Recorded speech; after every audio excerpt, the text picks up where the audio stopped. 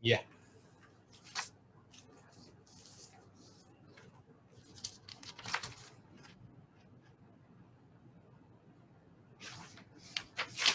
Okay, welcome back everyone.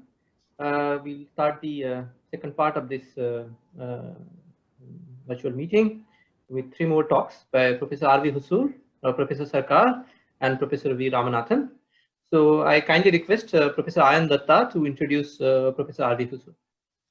So we are extremely glad to have Professor Hosur, formerly from the Tata Institute of Fundamental Research, and now currently he is the Rajaramana Fellow in the DE Center of Excellence in Basic Sciences in the University of Mumbai.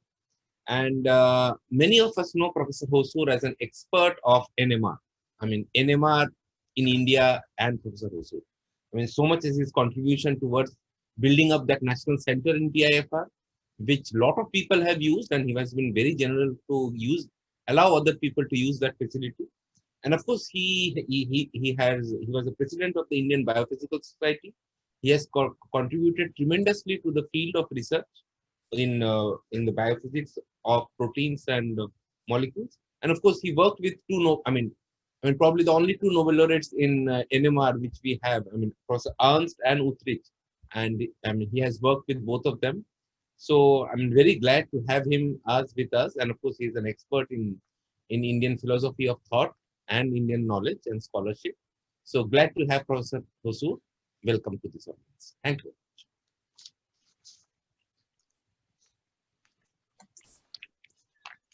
So, shall I start?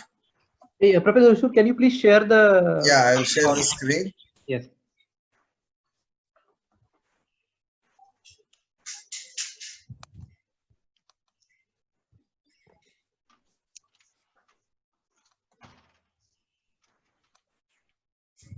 Okay, let me at the outset thank Professor Vivek, Paul Shetiwar, Professor Ayan Datta, and Professor Malla Reddy for inviting me to this exciting webinar. It is a great initiative, and we are all very proud of what Indians had in the past, and we look forward to achieving that same glory in the coming years. This is a fine opportunity to do that. And so therefore, it is an extremely important occasion, and I'm extremely happy to share my thoughts on this topic. And I have heard exciting talks, the previous two speakers, Professor Jagatap and Doshas Sharada, very exciting discussions on the kind of knowledge Indians had. And Professor Jagatap gave a whole overview of the development of chemistry over a whole several centuries. And in fact, a lot of literature which has been available, he has actually shown all of that, which should be very useful for most people. So now let me come to my topic, which deals with medicinal chemistry and what kind of wisdom we had. So we all know that all the knowledge in ancient India came from the four Vedas, namely the Rig Veda, the Yajurveda, the Samaveda, and the Atharva Veda. There has been a lot of debate on what these time periods are. This has been a timeline, has been a subject of discussion, research, and things like that. And people have relied upon the various texts and the Puranas and things like that. As you know, most of these Vedas were actually initially transmitted orally. So therefore, these are also called as Shrutis. So when they were actually written is something different. They existed well before that. They were passed on from generation to generation orally, and it was recited in exactly the same manner. They had perfected this art. Therefore, these existed many years back. For example, if you take Mahabharata also, these were existing. You go to Ramayana, then also they were existing. So therefore, these were all present then. And then it got written somewhere. Therefore, the timelines is a question of debate all along.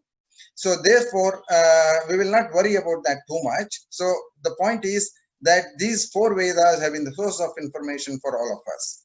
Among these, Ayurveda, which represents the so-called science of healthcare, is an Upaveda of Atharva Veda and is supposed to be at least 5,000 years old. As I said, this was used even in Mahabharata times to heal the injuries, and even in the Ramayana times and things like that.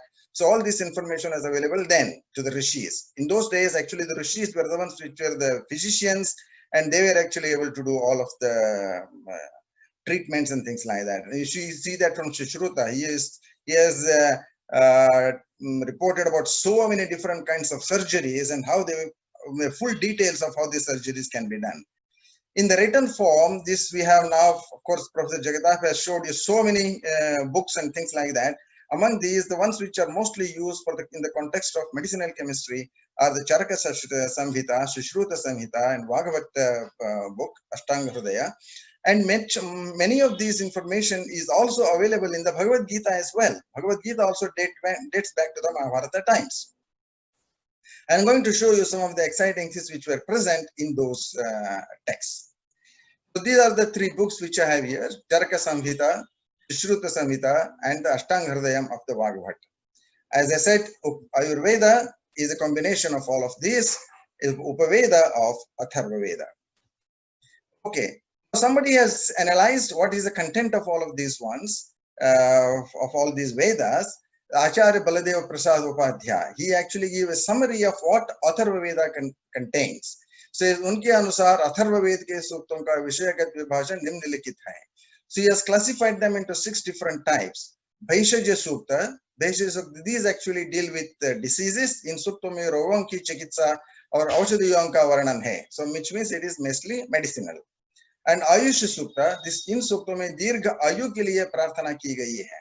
So this also means it has to do with your longevity and good health and things like that. And then you have the Paushtika Sukta. In Sukta mein ghar banane, hal jeetne, beej bone, anaj utpanna karne adi ka varnan hai. So this has to do with agriculture and house building and things like that. So this is the total lifestyle. What all things have to be done for having a good life. Then you have the Prayashchit Sukta. In Sukta mein anek prakar ke paap aur nishiddh karmon ke prayashchit ka varnan hai. So therefore, if you do anything wrong, you have to do a prayashchit. It's kind of an apology or some sort of a thing, how to do that. And those are the ones which are described there. Then the Stri Karma Sukta, Sukta Vivaha Tatha Prem ke sambandhit hai. And the Raj Karma Sukta has to do with the kings and what is their Raj Dharma and what are things, their duties and responsibilities and things like that. So for us, we will be concerned mostly with the medicinal part of this one, what all is contained in this Atharva Veda. Now, this is where it starts. It says, Charaka Samhita, this is from Sarvam Dravyam Panchabhautikam. So there are 5 elements. The entire cosmos is an interplay of the energies of the 5 great elements. These are listed as space, air, fire, water, and earth.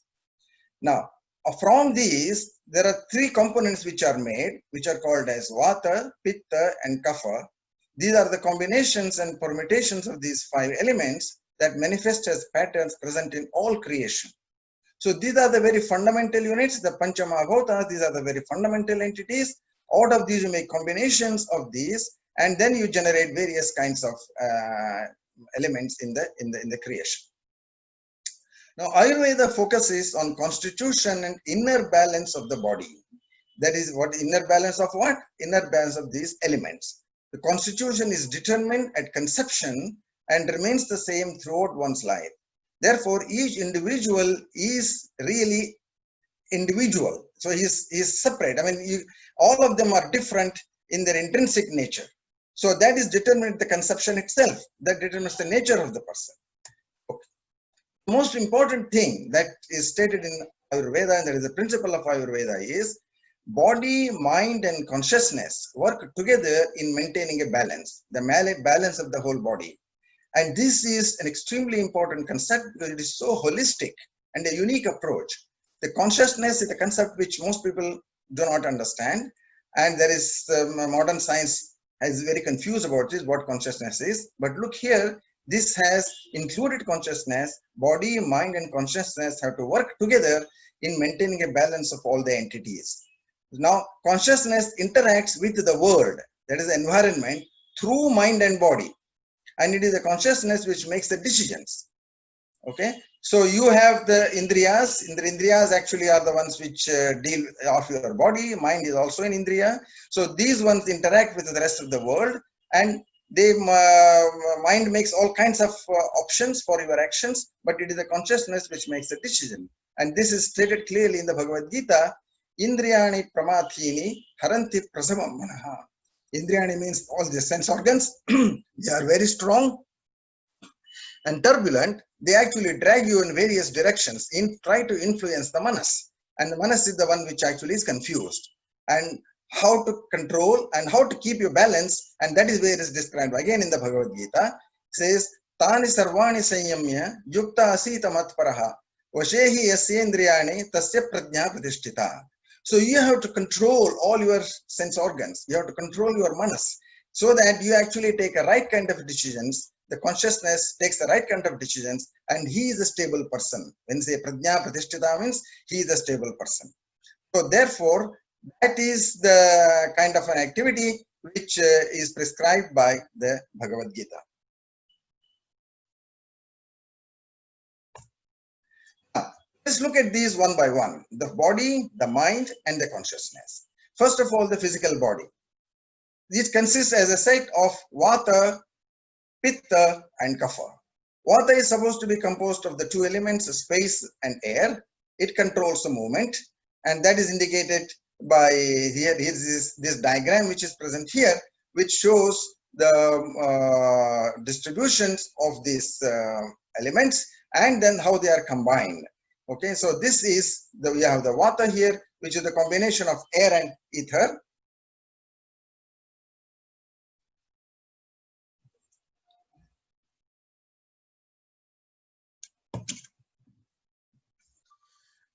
And Pitta is made up of fire and water, and that here you can see fire and water causes all the transformations here. And fire and air, this generate the light. And then you have here earth and water, this constitutes the cohesion, this is a kind of a glue which brings together various kinds of substances, and that holds the cells together. And Ayurveda maintains that all life must be supported by the above energies in balance. When there is minimal stress and the flow of energy within a person is balanced, the body's natural defense systems will be strong and can more easily defend against any disease. So this is the structure of the physical body. And then here you have Prakriti. Prakriti of an individual is the equilibrium composition of Vata, Pitta, and Kapha. As I said, these components are decided at the time of conception itself. Therefore, each person has a typical combination of Vata, Pitta, and Kapha. Therefore, he is a person who has to be identified on the basis of this equilibrium composition. So, Prakriti means that. And you can see here pictorially what sort of a manifestation it will have in the body of the individuals. So, here is a person who is Vata prominent, and he is actually slim and nothing's not very much energetic. And here is a person who has a Pitta composition, which is Pitta dominant composition. And here is a person who is a Kapha dominant composition. So these are very distinctively different characteristics. And if you look at more details of this has been documented. The body frame, there are big tables about this. As only Ayurvedic doctors who have studied all of this will know the full details. There you can have various kinds of questions. The Ayurvedic doctors ask you lots of questions with regard to all of these things. So you have the body frame, body weight, skin type, eyes, hair, and so many those. There are tables of 30, 40 questions which are there. I've just put out a few of them here. See the Kapha frame, which is a large body, large frame, obese tendency, then you have the thick, oily, cold structure, big, large, wide, prominent eyes, dense, and so forth. And Pitta is a medium frame person, is moderate weight, is soft, warm, moist, slight wrinkles, and so on and so forth. And the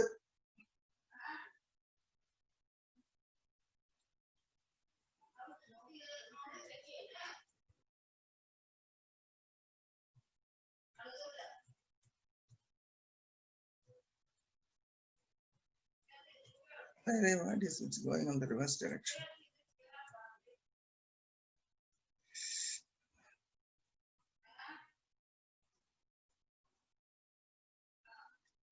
Yeah, sorry about that. I just put my finger on something and then it just moved everything. So now here you have the description of the individual persons with different prominences of the Kapha, Pitta, and Vata. Okay, let's look at the chemistry of the body. So these are the three components, Vata, Pitta, and Kapha. These are also called as Doshas. and what is the chemistry of the body.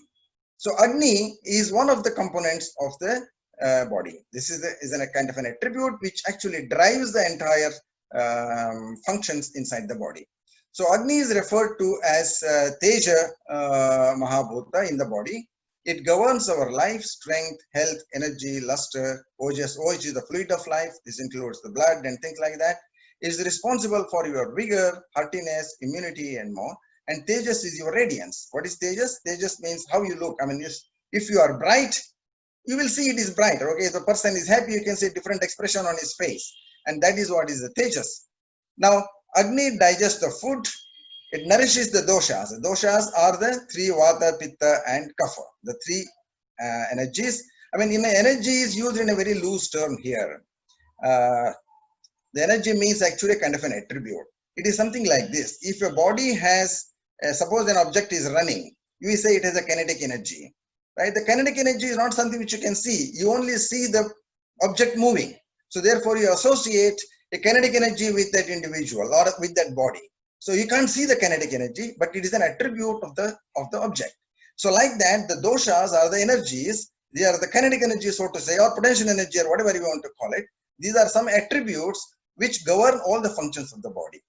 So the balance is the vata, balance is the pitta, and balance is the kapha. And the vata actually creates some driving force, and creates pitta creates radiance, and kapha creates the strength. Because that is the earth and the water which are mixed there, and that creates the strength. And Agni also nourishes the dhatu. These are tissues of the body. Creates ojas, tejas, and prana. These are called the subtle doshas. Prana is something which is again which runs across the whole system. So when you say prana is running into your body, which means your functions are going on properly. So it is like sitting over the horse and then going over it. So horse is running, so the person who is sitting on it is also going. So therefore the prana is something like that. So you actually sit on it and move over the entire body. Therefore these are called as the subtle doshas. And this clears the mind, thoughts, and ideas. So therefore Agni is very important. It maintains the life force, and life force is actually the prana. Prana is the life force. Prana is the vital life force that brings forward certainty to life. It controls all our actions. Prana flows through breaths. Okay, so you have to be breathing. Of course, you take the vayu inside it, and that drives various kinds of functions. You need the oxygen, you need all of those things, inhalation, exhalation, all of these things are required. But does it mean prana is vayu? No, it is not vayu. Prana, as I said, it is like a person sitting on the horse. The horse is running, so you go over that horse. Therefore, wherever it goes, the prana also goes. So if the prana is not there, you cannot live.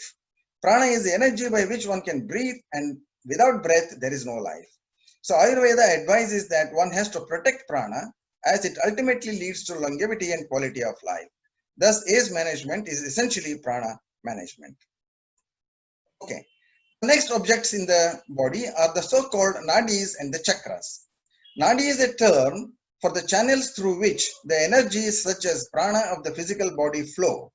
In the physical body, the nadis are channels for carrying air, water, nutrients, blood, and other body fluids around, and are similar to the so-called arteries, veins, capillaries, bronchioles, nerves, lymph canals, and so on in the current language.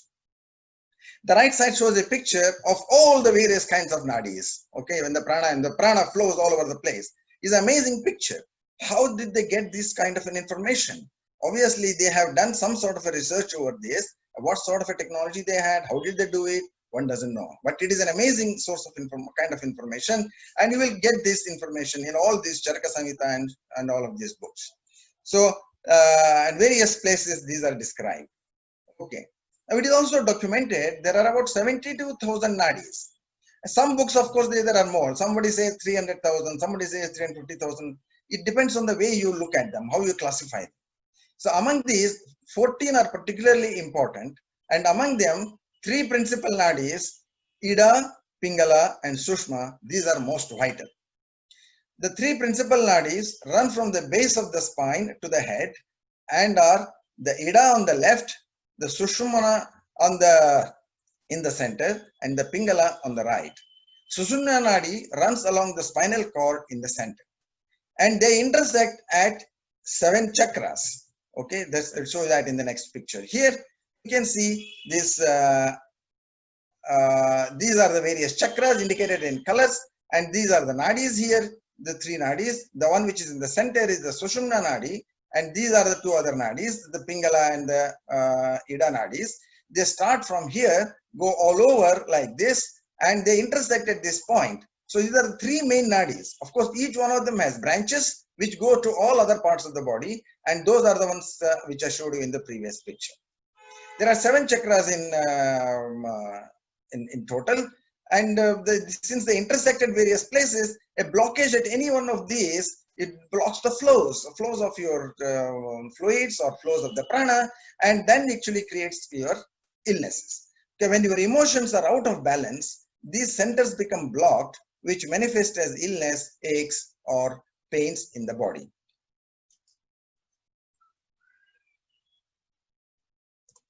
Okay, now how to clear these blocks? This has been described in all of these books, and yoga is one of them. Yoga is helpful for clearing the blocked chakras. There are various kinds of asanas described here. Yoga is described as a healer. It can balance all your doshas. But however, there are prakriti specific asanas. So somebody who has a vata specific prakriti will have different kinds of asanas prescribed for him, and likewise for the pitta based, and likewise for the kapha based. However, meditation is recommended for all prakritis. And what is meditation? Meditation is controlling the mind. And as I described to you before, mind is an important aspect of your structure. And you have to control your mind. And this is done by what is called as the meditation. Again, this is described in the Bhagavad Gita. Here it says how to control the mind, how to do meditation. It describes here, Tatraikagram manah kritva atachittendriya kriyaha upavish asane yujyat yogam atma vishuddhaye.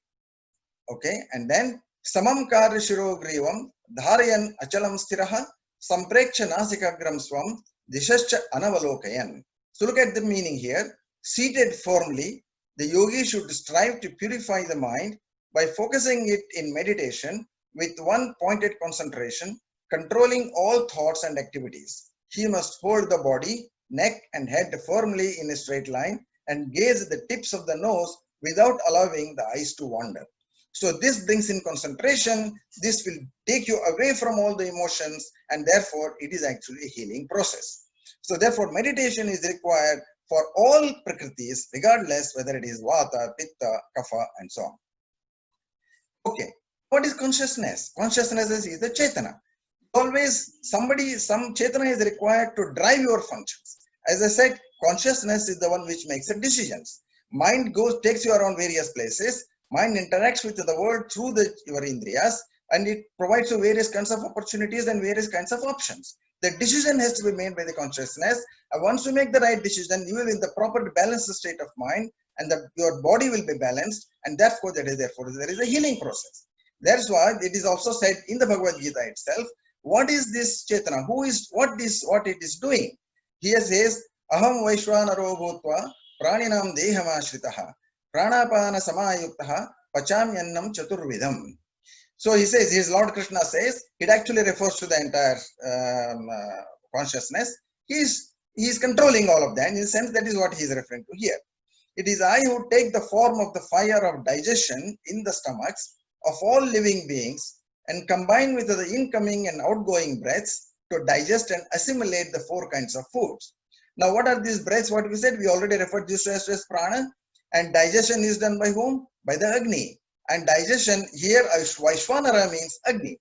Vaishwanara is the Agni, and we say pranapan.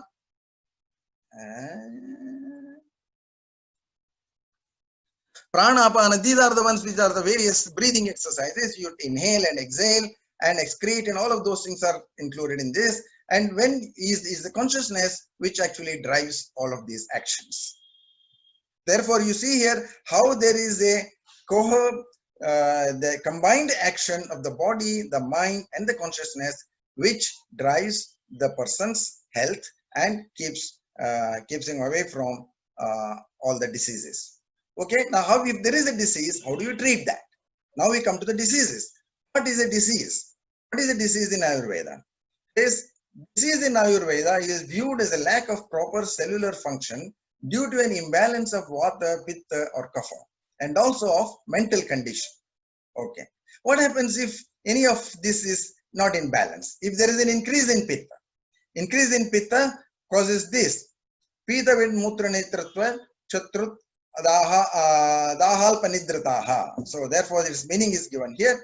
A low discoloration of the feces, urine, eyes and skin, excess of hunger and thirst, feeling of burning sensation and very little sleep. These are the characteristics a body will experience when there is increase of Pitta. Now if there is an increase of Vata, what happens? Okay, the Sanskrit shloka is there on the top. I will not read it because it will take time. Let's read the English translations here. So Vata when increased produces emaciation, black discoloration, desire for hot things, tremors, bloating, fullness, distension of the abdomen, constipation, loss of strength, loss of sleep, loss of sensory functions, irrelevant speech, delusion, dizziness, giddiness. Then timidity. So these are the manifestations of the increased Vata in your system. Now, what happens if there is increased Kapha? Similarly, there are also things which are there for lower level, the decreased Pitta, decreased Vata or decreased Kapha. I am only showing you one of those. Ayurvedic doctors will be able to analyze all of these things and tell you whether it is increased Vata, increased Kapha, increased Pitta or decreased and so on and so forth. Okay, so here if you have increased Kapha, it results in weak digestive activity, excess salivation, lassitude, laziness, feeling of heaviness, white discoloration, coldness, looseness of the body parts, dyspnoea, asthma, cough, cold, excess of sleep. So therefore, looking at all these symptoms, the characteristics, we will identify what sort of a situation is in your Prakriti, what sort of changes happened in your Prakriti. Accordingly, one gives an appropriate medical formulation. Okay, I take one example here of the cancer. Ayurveda also has described about cancer. This is an amazing thing.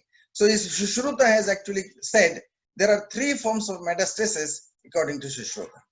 Call them as Raktarbuddha, when a tumor is surrounded by small tumors, Adyarbhuta, development of another tumor over the first tumor, and the third one is Vyarbhuta, when two tumors arise at the same time. Okay. Now, malignant tumors do not suppurate and do not exude fluid, blood or pus anymore. They are no longer removed by the body. Otherwise, by and large, if these things are not there, the system actually takes care, the immune system will remove them. But here they will not be removed. They are no longer removed by the body. They grow quickly and cover a large area. They are caused by three vitiated doshas and always affect muscle tissue, adipose tissue, and blood. Now, there is also mental imbalance which can lead to cancer, and these are called the triguna. Triguna, there are three kinds of gunas, and which have to be in balance again, and these are the sattva, rajas, and tamas. So sattva means harmonious, balanced mind or attitude, friendliness, calm. Rajas means dynamic mind, uncertain, always in a confused state, sometimes restless, forceful. Tamas means quiet, state of mind, sometimes slow. This is actually not Q-I-T-E, but Q-I-E-T. Okay, sorry about that. Quiet state of mind, sometimes slow and uninterested. Okay, these are the more harmful people. When there is a tamas, it is a person who actually does harm to others. Sattva, if it is dominant, the person actually is more balanced and he will be in a stable condition. And all of these can lead to cancer. So therefore, you can identify these properties in an individual, and then one can decide what sort of a treatment one has to give. Okay, let's look at medicinal chemistry in Ayurveda. What kind of treatments are given? What are the concepts here? Among these, the most important concept is rasa. Rasa is conceived as a perceptible and representative attribute of a substance which reflects reproducibly and accurately its elemental composition. Ayurveda has described 6 rasas and has proposed a clear correlation of rasa to the elemental predominance in substances. The 6 rasas are Madhura, Amla, Lavana, Katu, Tikta, and Kashaya. And these are made of the 5 Panchamahabhutas. Madhura is made from Jala and Prithvi. Amla is Prithvi plus Agni, Lavana is Jala plus Agni, Katu is Vayu plus Agni, Tikta is Vayu plus Akasha, Kashaya is Vayu plus Prithvi. These compositions generate different kinds of rasas. And why is rasa important? Because Ayurveda believes that rasa is something which is the diagnostic tool for identifying what sort of a treatment one has to give. Now, herbal medicines, which are also built from the 5 Mahabhutas, right? Herbal medicines, these are also natural products from the terms of the plants and things like that. Obviously, these are also made from the Vata, Pitta, Kapha. Therefore, they are also made from the 5 Mahabhutas, and they can be classified according to the rasa. Okay. So, herbal medicines can also be classified according to the rasa. Therefore, there is a match between the person's disease and the herbal medicines one can use. So, similarity in rasa is therefore said to signify similar structure in the modern language and consequently similar pharmacological behavior. Here is an example.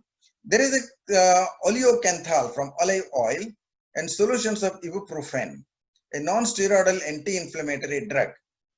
These have the same rasa because they induce a similar strong stinging sensation in your throat through trigeminal sensory pathway. Even though they don't have exactly the same structure, but they are operating the same way. Okay, both molecules are anti-inflammatory, share similar profiles, being cyclooxygenase 1, COX-1 and COX-2 inhibitors. So therefore, you see there the rasa therefore is actually a useful tool to identify what sort of a herbal medicine one can give. Okay. And what kind of effect a particular rasa has on the dosha? The rasa, if you take madhur rasa, so it is pro-kapha, anti-vata, anti-pitta. Amla is pro-kapha, anti-vata, pro-pitta. Lavana is pro-kapha, anti-vata, pro-pitta. Katu is pro-vata, anti-kapha, pro-pitta. Tikta, pro-vata, anti-kapha, anti-pitta. Kashaya, pro-vata, anti-kapha, anti-pitta. These drive the Ayurvedic treatments for diseases. Notice here, since they are affecting all the 3 doshas, clearly there is a kind of a synergistic effect, synergistic and holistic effects on the whole body, because these are distributed in the entire body.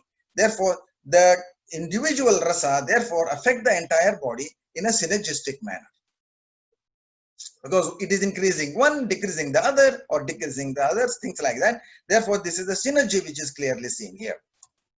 Now, this is the same thing is shown here in a kind of a pictorial way. The sweet is the mathura, and the examples are given here. Some examples of what these sweets are. You have honey, rice, sugar, fruit, carbohydrates, grains, natural sugars, etc. And this actually decreases the vata, decreases the pitta, and increases the kapha.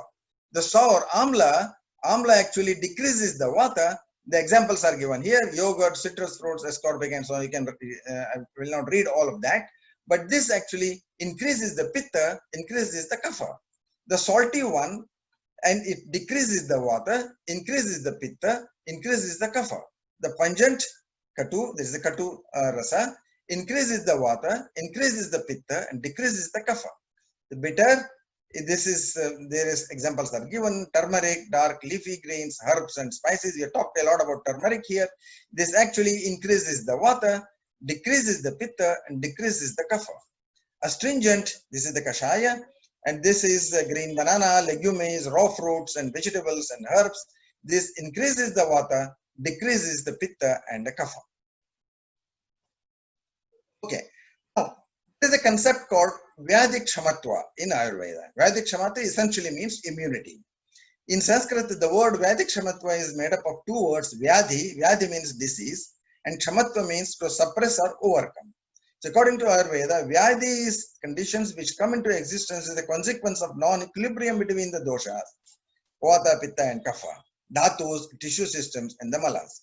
There are about 20,000 medicinal plants described in Ayurveda. Of course, one has to choose what kind of a medicinal plant one has to use for what kind of a disease, and this will be determined by the Ayurvedic practitioner, who will find out what sort of a dosha you have, where there is an enhancement, where there is a decrease, and things like that. So immunity here is an example here. The immune system, combination of all of these various plants. This actually is a problem. Various plants, these are the botanical names here. We will not go into that. It's just an example how these various kinds of plants together, plants put together, are actually helping the immune system. Okay, they bring the balance of the Vata, Pitta, and Kapha.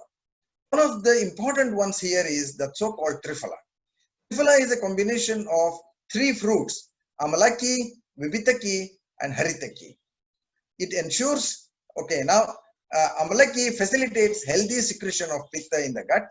Vibhitaki balances healthy coating to Kapha in the gut. And Haritaki ensures healthy movement of Vata in the gut.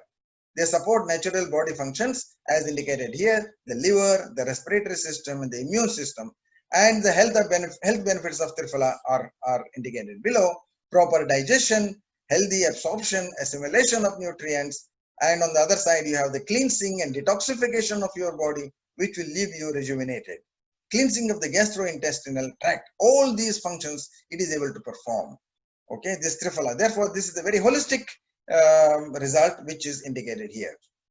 Now, here is the thing from the Ayurveda. So we will not read the Sanskrita shlokas there, but they are there for reference. So Haritaki, Amalaki, and Vibhitaka together present in Triphala works on the doshas. Kapha and Pitta Agni and can treat diabetes and skin diseases, stimulates the digestive power, and treats viral fevers. In fact, there is also one other shloka, which of course I have removed it for the sake of time, that it shows that if you take this Haritaki, Amalaki in different kinds of proportions, you can live for 100 years without a disease. So therefore, this is the power of all of these medicinal plants. Recently, a book has come, entire volume has come. This is just published few weeks ago. This is published by the American Herbal Pharmacopoeia and Therapeutic Compendium on Triphala alone. On Triphala alone, this is about a few hundred pages long, and there's so many authors have contributed in this. And it also mentions about the various actions, various treatments that are given for what kind of things. And to summarize this here, Triphala is a component of nearly 1500 Ayurvedic formulations. There is another drug which is called as the Ashwagandha. Ashwagandha, Ashwagandhanila Sleshmat, Shvitra Shodha Kshayapaha, Balya Rasayini Tikta, Kashayoshnati Shuklara. And this is the Hindi meaning is given here. यह वात एवं कफ शमक शावित्र शोध और क्षय को दूर करता है. यह बल कारक अत्यंत शुक्रवर्धक रसायन युक्त होता है. इसमें तिक्त एवं कषाय रस होता है. So this is an extremely useful medicine. Ashwagandha is a component of your thing which you are taking now, Chyawanprash, and Triphala is also a component of Chyawanprash. A combinations of all of these are present in these medical formulations. There is another Vedic medicine which is important, which is described in the Atharva Veda. Here, this is called as Prishniparani. Prishniparani, Arayam Asarkpavanam Yascha, Sfatyam Jihirshati, Garbhadam Kanvam Nashascha, Prishniparani Sahaswacha. From the Atharva Veda, he says, praying to the Ashwiparani, help us in fight against all diseases that hampers body growth, invites abortion and blood. And a greater description of this is given here. Ayurveda Pharmacopoeia of India recommends a decoction of whole plant in alcoholism, insanity, psychosis, cough, bronchitis, dyspnea, diseases due to vitiated blood, gout, bleeding piles, blood dysentery, acute diarrhea, and so on. Okay, now here is a thing from the Yajurveda. These are also, now you see, this is a very interesting thing here. When there are mantras, this is one of the mantras. When the mantras are there, they have to be recited in a particular way. So that is why that is indicated by these horizontal bars and the vertical sticks on the top of each word. So, and that is important. That is important in reciting the particular mantra. That has an effect. That has an effect that gives a different meaning. In fact, if you want to go into the more the fundamentals of the Vedas, all the Veda mantras are made up of such kind of things. it is the sounds which are important, which have an effect on the human body system. So, Edoshadaya Sadangachante Rajana Samitaviva Viprasa Uchate Bishagrakshoha Miwachatanaha. So these herbs and medicines come together as ruling powers and act together. So whenever there is a thing on the up, stick on the top, you stretch it there. Yadoshadaya, you have to say that. Sasangachante, Rajanaha. Like that, you will have to, that is a way to say this. There are actually recorded versions of this in the YouTube. One can see all of these ones. And this says that these herbs and medicines come together as ruling powers and act together. That sagely scholar is called the physician, that is the Vipra, who is the destroyer of evil, eliminator of disease and ill health. Okay. Now you see here, the important point is they come together as ruling powers and act together. What does that mean? It means there is a synergistic and holistic actions of herbs. So all these herbs act in a synergistic manner. So therefore there will be no side effects. If there is one particular metabolic pathway working in some way, there will be other metabolic pathway working in some other way. If they are interfering with each other, these actually herbs together work and then combat. So they remove the side effects of they remove the interference between the metabolic pathways, and that's why these ones are called as synergistic effects, and they have a better, better results. So, Professor Hosur, I'm sorry to interject, but you are 10 minutes more than your time. So can you please? I have 10 minutes more. I have 10 minutes more. No, you are 10 minutes already taken. Extra 10 minutes you have taken. So can you? Okay. I am finishing. I am finishing very soon. Okay. So here it is indicating that there is the water. Water is one of the greatest medicines. So this Sanskrit slok is there. I'm not going to read it. Say जल ही औषधि है, जल ही सब रोगों का नाश करने वाला है, जल किसी एक रोग की नहीं, समस्त रोगी का औषधि है, हे रोगी जल तुझे क्षय कुष्ठ मिर्गी आदि क्षेत्रीय रोगों से छुड़ाए. In fact, there is an article of this in the newspaper here, Ashtak, just a few days back, and it shows how it benefits and avoid illness, serious illnesses from water. Okay, Ayurvedic treatment of diseases. Ayurvedic treatment is to remove the root cause and give permanent relief. And there are different classifications of management of disease in Ayurveda. And this is described as Shodhana, cleansing, or Shamana, and then Rasayana, rejuvenation, Satvajya, or mental hygiene. These medicines are prepared from natural herbs, plants, and minerals, hence are assimilated by the body without creating any side effects.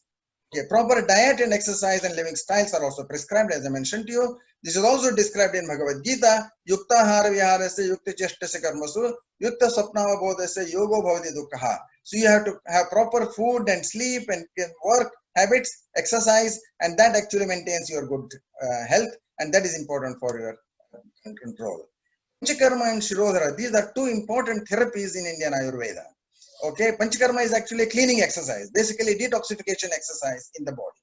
And we will not go on. There are different ways of detoxification, elimination of the excreta, 5 different ways of excreting, and this is the basic principle of Panchakarma. And Shirodhara is actually working on your head. It is also a continuous flow of some liquid, oil or milk or something which is flowing on your head. This actually cools your head, cools your brain, and that actually has an important effect on the balancing of the mind. Okay, medication in surgery. Sushruta describes in surgery what sort of a medicines one should use. For successful surgery, Sushruta induced anesthesia using intoxicants such as wine and henbane. Even today, this is actually recognized by the modern medicine and referred to as the Indian flap. The rhinoplasty described by Sushruta is referred to as the Indian flap, and he is known as the originator of plastic surgery. There has been modern literature on this. Modern research has been done to see how genome-wide analysis correlates with Ayurveda Prakriti. Okay, it concludes here, this research published few years ago. It says, we found that PGM1 correlates with phenotype of Pitta as described in the ancient text of Charaka Samhita, suggesting that the phenotypic classification of India as a traditional medicine has a genetic basis, and its Prakriti-based practice in vogue for many centuries resonates with personalized medicine. And therefore, modern science acknowledges personalized medicine in Ayurveda. Current medicine, this is on the top there. You see, one therapy fits all, or one structure, one dress fits all. That will not work. Sometimes you have an effect, sometimes no effect, sometimes adverse effect. But personalized medicine is actually your Prakriti-based medicine. If you give, that is the bottom line, the bottom picture, and there you can see all of them get cured. And if you give it on the person, that's called personalized medicine. This has been prescribed in Ayurveda so long ago. Okay, now this is the take-home message, and it is clear that ancient India had unparalleled wisdom in healthcare in the Vedas. This information, which is scripted in Sanskrit language, got lost over centuries since Sanskrit became defunct due to external invasions and altered lifestyles. Modern medicine treats diseases based on symptoms, while Indian traditional knowledge systems take a holistic view where subjects are classified on the basis of Prakriti and treatments are personalized. Body, mind, and consciousness work together in maintaining balance. Therefore, it is necessary to develop comprehensive understanding of TKS to achieve new breakthroughs which would be globally beneficial. However, knowledge of Sanskrit becomes essential. So this has to be taken note of by the National Education Policy, how you bring that into your curriculum. So finally, let me conclude. There is a blessing in the Vedas to say that it is all global. Sarve santu niramayaha. Let everybody be free of diseases. Thank you. Thank you very much, Professor Hosur. It was exciting talk. Since we are a bit delayed, we'll not take more questions, but I want to ask one question because I remember you had done some extraordinary work using 1D and 2D NMR to understand the protein aggregation aggregated by the Triphala. So can you make some comments about that work so that everyone knows? Yeah, sure, I can do. However, I thought that this is not the time to talk about our own work or the ancient India. So I was talking about the ancient work. So we have done research with Triphala. We did the complete analysis of what all components they are using mass spectrometry, using NMR, using TEM, circular, all kinds of modern techniques we use. And we demonstrated that the Triphala inhibits the fibrillation of alpha-synuclein. Alpha-synuclein is a protein which actually is responsible for the Parkinson's disease. So Triphala inhibits the fibrillation of alpha-synuclein, one thing. It also inhibits fibrillation of lysozyme. Lysozyme is responsible for causing diabetes and all of these kinds of diseases in your body. Triphala also inhibits cancer cell proliferation. It actually interacts with the microtubules inside your cells. We look at all these cancer cells and those cells. It inhibits the abrogates proliferation of the cancer cells. Therefore, these are very, very different things, very, very different diseases, and the same drug is able to do this. This is because they have different kinds of components there which work in a, as I said, synergistic manner. Different components are used for different purposes, and therefore they all work in a very successful manner. And we are doing more and more of that on Triphala with regard to this, also with regard to ashwagandha. And this actually, and we recently made gold nanoparticles from Triphala. And this actually also inhibited cancer cell proliferation. When you make gold nanoparticles with Triphala attached to them, this can be targeted to particular cancer cells. So they will go there and actually destroy those cancer cells. This is just published. This is just published in one of the pharmacological journals. So therefore, Triphala is a very important drug. As I said, that's because of that the whole book has come on Triphala. And similarly, we are going to do on ashwagandha, we're going to do on Google and Tulsi and a couple of other such kind of herbs. We are going to take medicinal plants and do a detailed analysis using the modern techniques of NMR, TEM, CD, fluorescence, all these techniques to analyze the details of the interactions, mechanisms which are there in the how they are performing, how they are functioning. We are using a top-down approach, identify the components responsible for the particular disease, and then analyze the mechanism of actions of all of these diseases.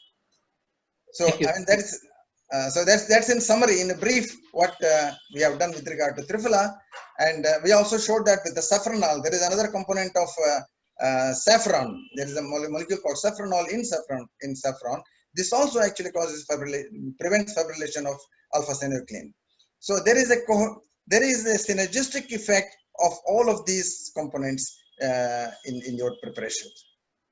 Thank you very much, Professor Hosur. I think we need one more talk to understand that part of the research. Yeah, sure. I mean, I thought that here I'm not supposed to talk about our work, but ancient wisdom. Thank you very much, Professor Hosur. Thank you very much. Okay.